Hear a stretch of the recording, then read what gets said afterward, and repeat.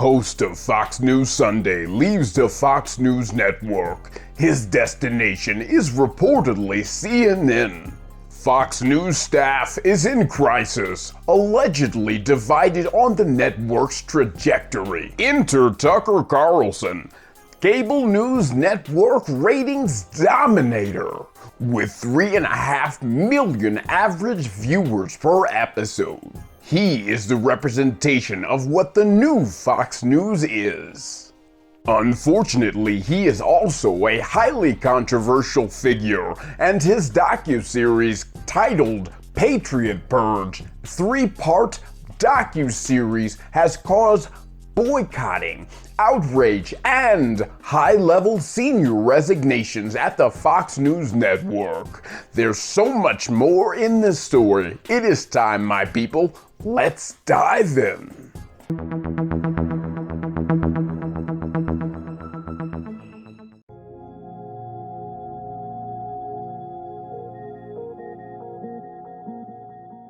Hello my people, it is your brother Van Door. Thank you for joining us on another episode. So, before we start, I think it's going to be important to identify the characters involved. Chris Wallace, son of legendary journalist Mike Wallace, started at Fox News in 2003 after already being a declared journalist in other media outlets. Now, Mr. Wallace has interviewed countless politicians such as Vladimir Putin, Donald Trump, and Barack Obama, having received much acclaim over these past couple of decades of work in the media sphere. However, even despite the fact that in 2018, Mr. Wallace was ranked as being one of America's most trusted politicians, a lot of Fox News pundits, correspondents, and viewers do not like Mr. Wallace or have an imminent distrust for him. The reason why? Donald J. Trump. Many on the right cite Mr. Chris Wallace's July interview in 2020 with Donald Trump as being their #1 reason they do not like Mr. Chris Wallace.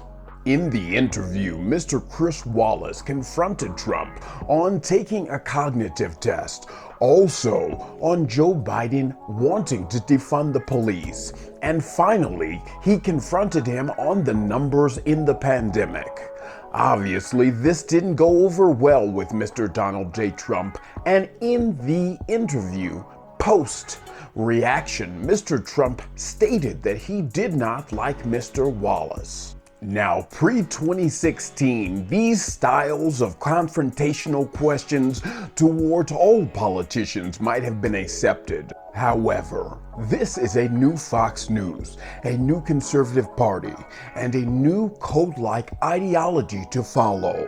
Unfortunately, Mr. Chris Wallace did not get the message, and he has found himself on the outside. It is understandable that he would want to move networks because this network is clearly the network of Donald Trump and Tucker Carlson. Insert Mr. Tucker Carlson. Let's go. So Tucker Carlson, Patriot Purge, part #1, aired November 1st, 2021. Now, this was a docuseries that was supposed to chronicle the American false flag operation to paint patriotic Americans as domestic terrorists. Whew, that was a mouthful.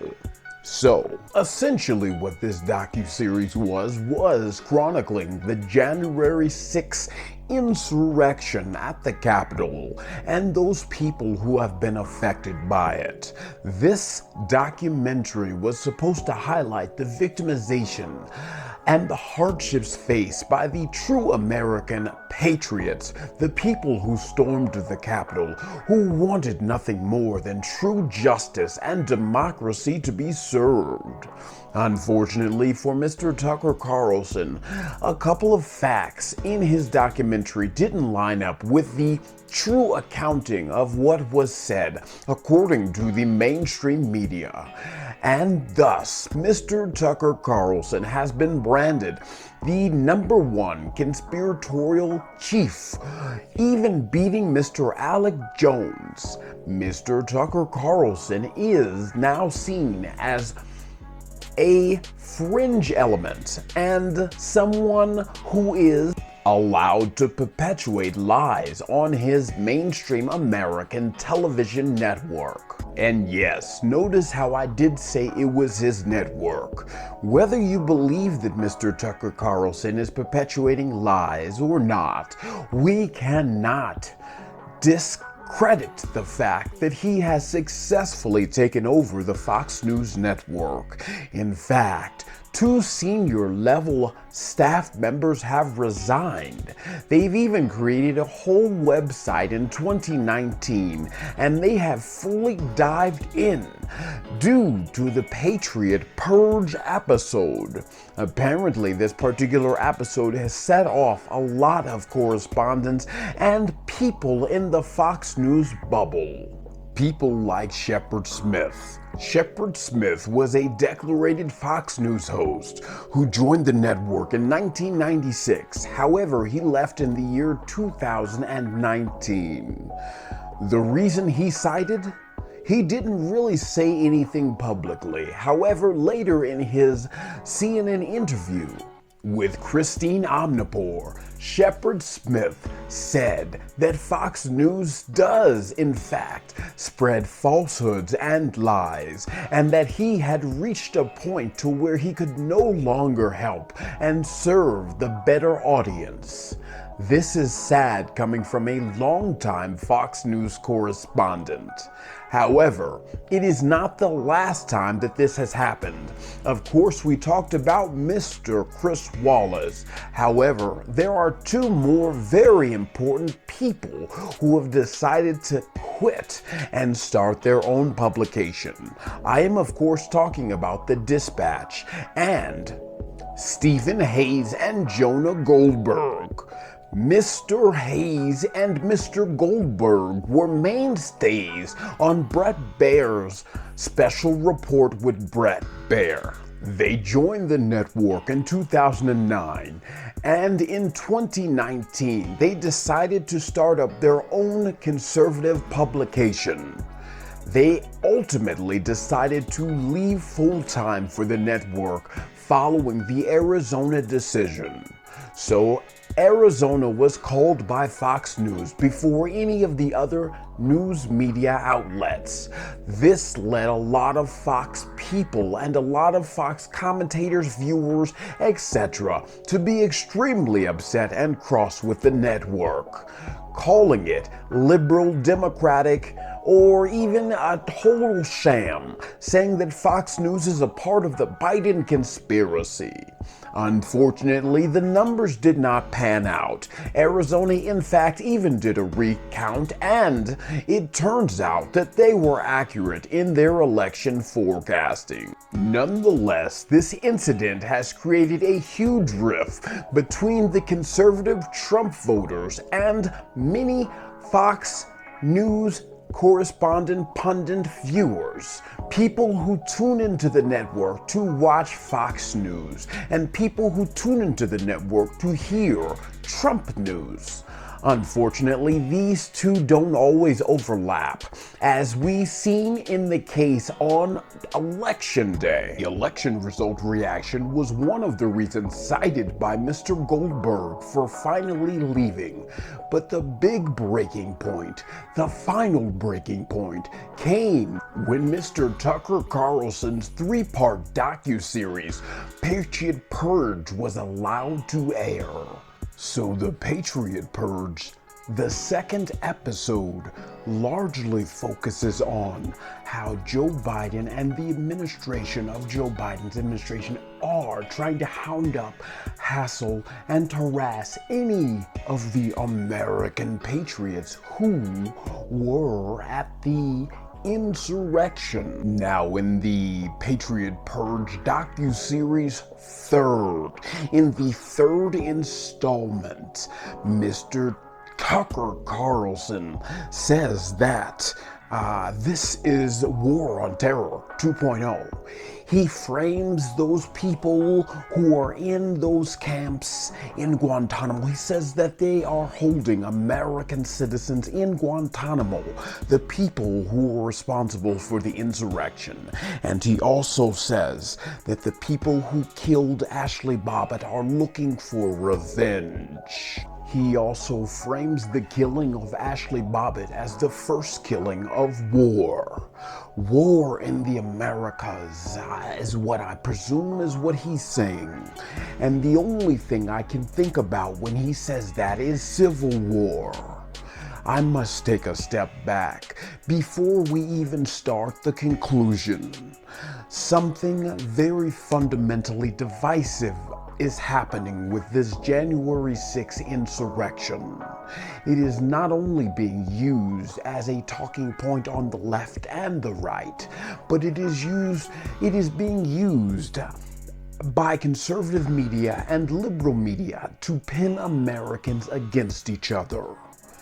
Now, I do believe all of these hearings are overblown. I think all the millions of dollars they're spending on finding out what happened on the Capitol and how can this happen and how did this happen is overblown. It's overspent money that we don't need to spend. We've already secured the Capitol by fencing them in. However, the whole divisive nature of who did it and trying to subpoena and persecute and get mad at what happened in that very intense moment in United States politics is very divisive. And it is not something that the Uniter-in-Chief nor this administration or anyone who actually wants to have a bipartisan elected government should strive for. Now, I'm not here to shun anybody. Mr. Tucker Carlson, Miss Joy Reid, Rachel Maddow, Chris Tucker, I don't know who, what, when, or where. Doesn't matter. None of that matters. But what does matter to me is when I hear Mr. Tucker Carlson talk about this war, or when I hear Ms. Joy Reid talk about this epic impending moment that's gonna happen, this big showdown between them and the Trump voters. This is wrong, because America is at a delicate spot right now, and we do not need civil unrest, nor do we need our commentators preaching or prognosticating something like that happening. We have to do better. It is time, my people. Let's dive in.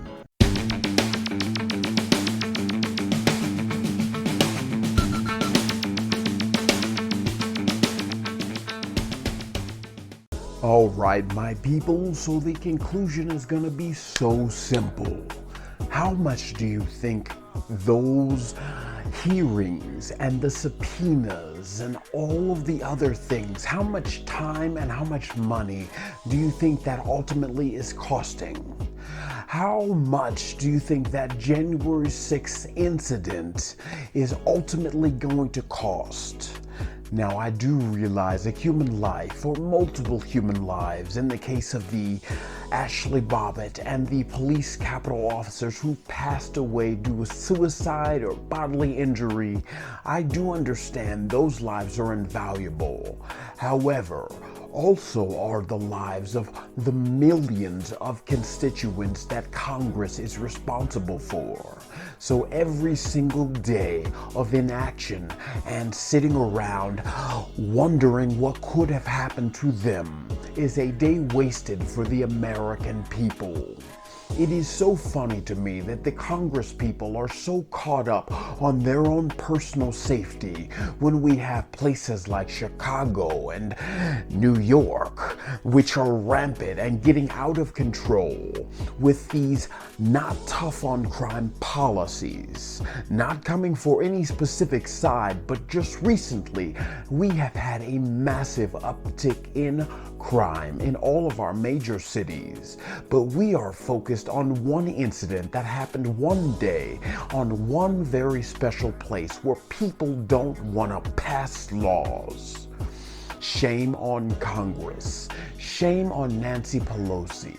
Shame on the Democrats for pushing this issue so hard, because we understand that their safety is important and they have paid for it. We've erected a massive fence and a force field.